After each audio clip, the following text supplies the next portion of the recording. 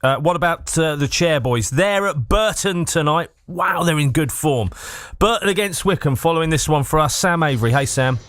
Hiya, Luke. 4 changes for Wycombe from the side that beat Peterborough by 3-1. The most unsurprising of those 4 changes is, of course, a start for Richard Kone. Came off the bench to score a 9-minute hat-trick on Saturday. He comes into the side, along with Luke Leahy, Berily Labala, and a first league start of the season for Gideon Kodua, who's back from injury. Dropping to the bench for Wycombe, Udo, McCleary, Humphreys, and Onyedinma. So the Chairboys line up like this: Ravizoli in goal, Harvey, Taylor, Lowe, and Grimmer across the back, Morley, Leahy and Scowen in midfield, with Labala and Kodua supporting striker Kone. On the bench for the Chairboys, George, Butcher, Udo, McCleary, Humphreys, Skura and Onyedinma as well, as the Chairboys go to a Burton Albion side bottom of the league, and they picked up just 4 points all season. They were taken over by Swedish-based Nordic Football Group in the summer and signed a record 23 new players and changing the style of play as a result, and because of that they're still awaiting their first league win of the season.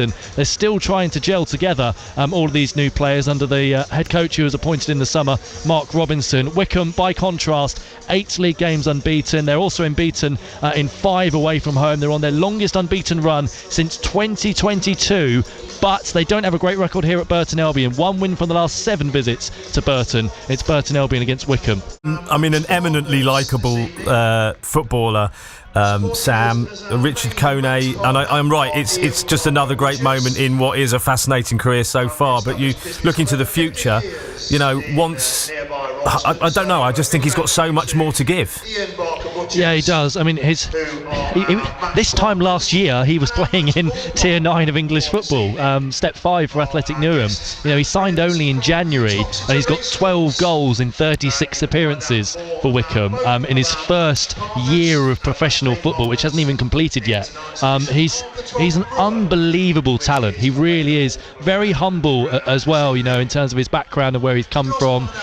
You know, takes everything in his stride. But he's a talent. He's a goal scorer who's you know, found his feet and is really looking very prolific this season in particular. And he's very grounded as well. I remember speaking to him before the season, and you know, most people, as you'll know, Luke, will sort of say, you know, have you got he'll ask them, have you got a sort of goal season tally, a target or something, and most will go, yeah, but I'm not going to tell you, kind of thing. He happily went, yeah, I want to aim for 15. If I get that, then I might aim a bit higher. Well, he's already on 8. He's already over halfway there. Nice. And we're only in October.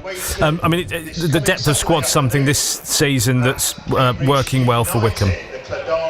Yeah, it is. I mean, Kone touched upon it there. I mean, some of the players that he mentioned, particularly in the attacking areas as well. You know, Gareth McCleary, Kieran Sadlier, Berily Labala, Gideon Kodua, Dan Udo, of course, Kone himself. That's really exciting, Sam. That's really exciting. And Matt Bloomfield kind of just rotates the 3 every single game. He's done it again tonight. So on Saturday it was Onyedinma, Udo and McCleary. Tonight it's Labala, Kone and Kodua. But the output will still be very similar. They're all, you know, similar players, very direct, physical, quick. And no matter who plays in that front 3, they're all going to give you 110%, and they all have a goal threat about them as well. Labala's got 5 this season. Kone, as we know, has got 8. Kodua's not featured so much this season, but they've all got goals in their feet, so it's really exciting. Let's head back to the Pirelli Stadium to talk to Sam Avery. I'm really chuffed for Matt. He's worked really hard, Sam, to turn it around, to stamp his own mark on that Wycombe side that was very much Gareth Ainsworth's side for so many years,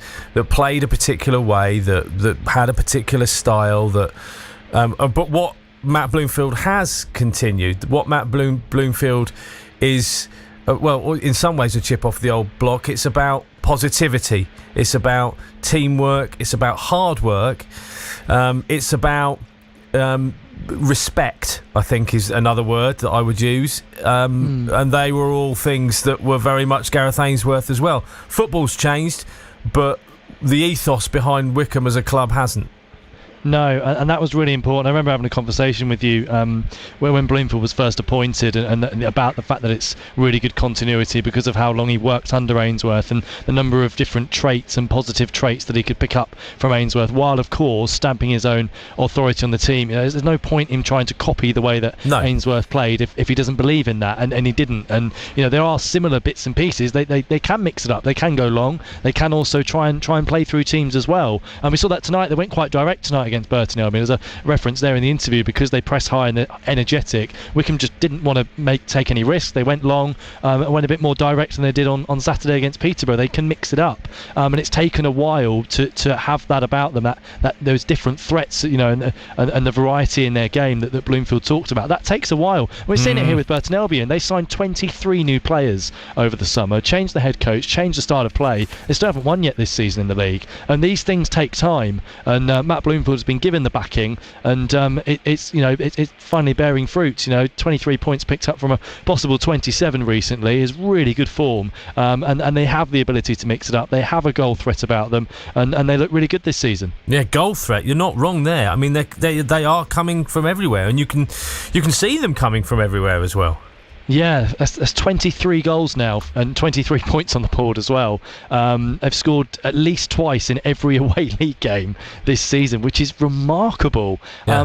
Away from home, at home they're a little bit more pragmatic, I'd say, but away from home they're just outscoring teams, or at least trying to. They've drawn 2-2 a couple of times when they've been pegged back, and it looked for a while that was going to happen again tonight before Dan Udo scored his winner. But there is a goal threat about this team, whether it be Udo or Kone or Labala or Onyedinma or McCleary. So many players have goals at the top end of the pitch in this side. There's constant rotation, as I mentioned in the interview as well. 2 substitutes combined for the winning goal again. That seems to keep happening week in, week out, because there is such quality off the bench. No matter who starts, whoever you bring off the bench has quality. I mean, the players that come off the bench today were McCleary, Onyedinma and Udo. I mean, there are 3 great players to bring off the bench and change a game, and that's exactly what they did. Something's happening. Is something happening, Sam? Keep an eye on Wycombe this season. I don't want to get carried away. Well, why? Just get carried away for tonight. Okay? Let's both just get a little bit carried away for tonight, because if we look as football fans, if we can't get a little bit, if we can't look at the table, right, and we can see that Wycombe are a point behind Wrexham.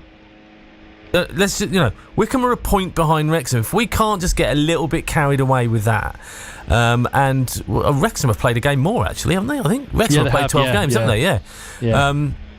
And they're only 5 points behind Birmingham. I think most people in League One kind of concede that Birmingham are probably going to go up as champions. I think that's kind of most people who know football and know that division are like, yeah, Birmingham are probably going to go up as champions. But I mean, even if we're talking about Wycombe going into the to the second spot, but a playoff this season and progression for Matt Bloomfield is there. If he can take them to a playoff place, happy days. Yeah, I mean, there's obviously still a long way to go, but the way they look, and having seen them play against, obviously a number of teams now, I do think that they are in with a shout of the playoffs. I'm getting carried away, aren't I, Sam? That's what's happening. I'm getting carried away. I think they're in with a shout of the playoffs. The one thing I would say is that this League One is really tough this season. There are a lot of big sides in this league, the likes of Birmingham, who will go up automatically. That's a certainty. And then you've got the other teams scrapping for the other automatic promotion spot and the playoff places. I think you've got to be really consistent this season to get up near the playoffs, and Wycombe are doing that now. The question is obviously whether they can do that for 46 games.